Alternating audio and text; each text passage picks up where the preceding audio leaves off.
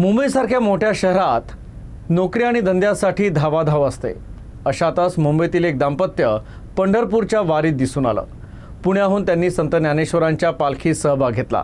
खरं तर हे दाम्पत्य सुशिक्षित असून घरातील कर्ता पुरुष बँकेत मॅनेजर या पदावर काम करतो. त्यातूनही वेळ काढून त्यांनी आपल्या पूर्वजांची वारीची परंपरा जपत दरवर्षी किमान एक टप्पा पूर्ण करायचा असा संकल्प घेत वारीत सहभाग नोंदवत असल्याचं मनोगत UCN प्रतिनिधीजवळ व्यक्त केलं.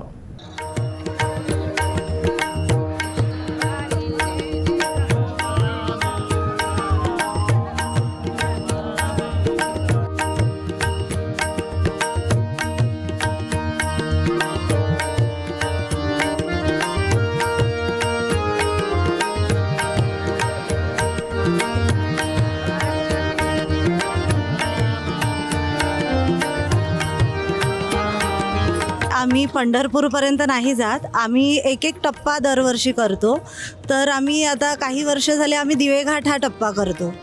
आणि आजी आजोबांची जी परंपरा होती, म्हणजे मिस्टर आणि आमच्या दोघांच्याही घरून वारीची परंपरा होती. आजी आजोबा वारी करायचे, तर त्यांची परंपरा आता आपण पुढे न्यावी हे ठरवलं आणि आता वारी सुरू केली. काय सगळं आहे विठुरायाकडं?